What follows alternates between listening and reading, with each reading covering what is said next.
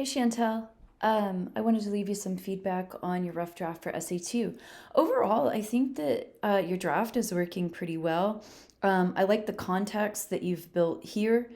Um, and your description in the second paragraph is particularly effective.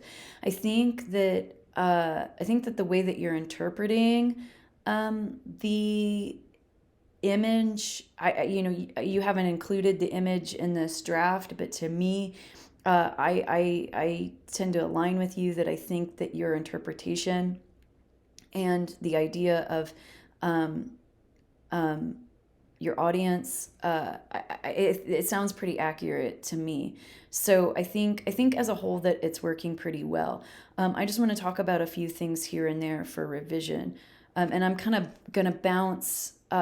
As I work my way through your draft, I'm going to bounce back and forth between both higher order concerns and lower order concerns, because there's a couple places here and there that I want you to do some sentence level editing in, or excuse me, with along with some bigger revision concerns. Um, I this verbal phrase at the end of your sentence, looking rough and pretty concerned, threw me off. Because the way that you've connected it to your sentence, I can't tell if you're saying that the sketch looks rough and concerned, the film looks rough and concerned, or Dorothy and her dog look rough and concerned. So, I'm savvy enough to understand that you were likely talking about Toto and her dog, but the way that you have this positioned, um, is not in the best place, meaning that the reader is, if you reread this out loud to yourself, I think that you'll hear that the reader cannot clearly tell what this verbal phrase is attempting to modify.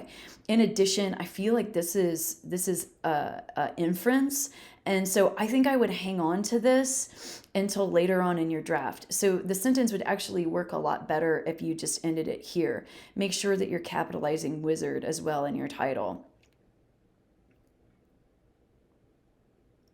I'm reading now, sorry.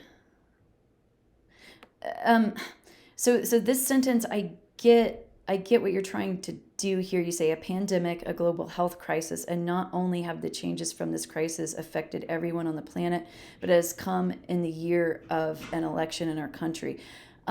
This is an awkward phrase. I get what you're trying to say. You're trying to say not only are we dealing with a pandemic that is a global health crisis, but this is also occurring during an election year.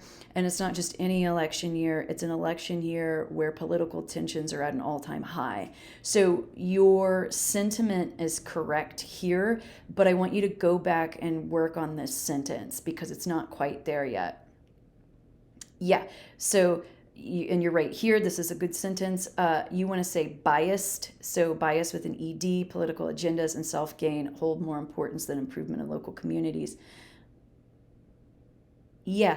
And then this is a good sentence as well, but you're having an issue with parallelism. So, parallelism essentially means that once you have items on a list, all of those words should be the same word type, meaning that it should be noun on a list of a noun with a list of a noun, or verb and a list of a verb and a list of the verb. So this is why your ideas are good, but they're not reading correctly, because you say they hold more importance than the improvement of local communities, protecting the health, and maintaining. So here's what you did. You have a noun here, improvement, and then you have protecting and maintaining.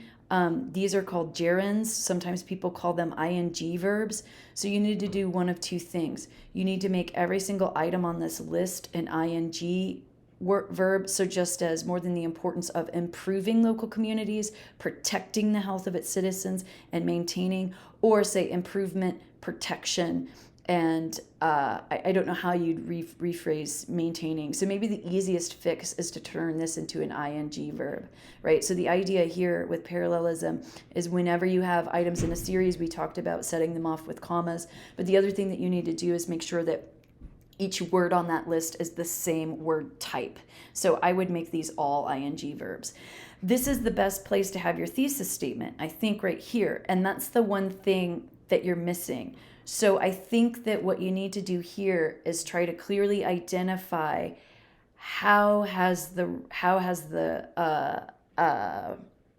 author of this meme tapped into this anxiety, right? How is the author using a popular film or popular characters in pop culture in order to make commentary on how crazy and stressful 2020 has been for everyone?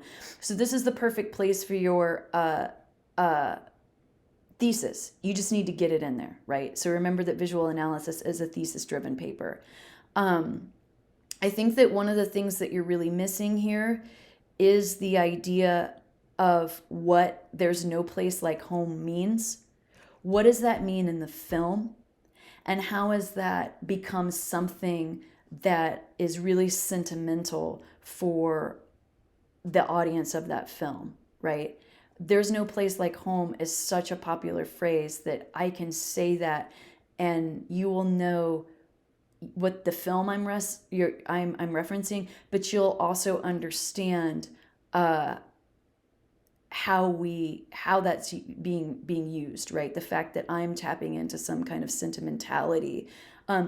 So typically when we say "there's no place like home," you need to address what that means.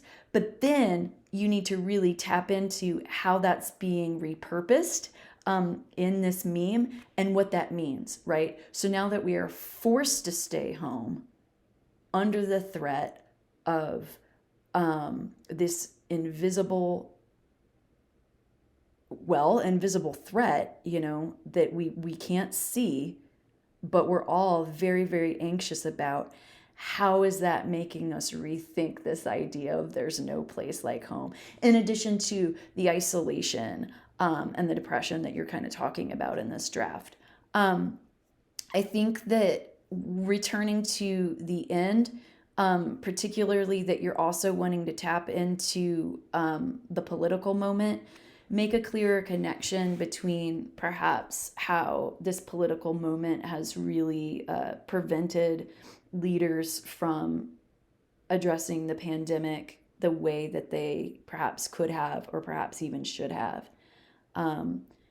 I think that that's a way to tie back into the ideas that you're exploring here and in the middle. One other thing that I want you to do, make sure that you're editing for commas. Right here, you have your introductory phrase, and that's not the only place where I saw comma concerns. So make sure that before your final draft, you give a read for commas too. So like I said, as a whole, I think it's working. There's just some pieces here and there that you need to address, and make sure you get your thesis in there. All right, Chantel, let me know if you have any questions. Thank you.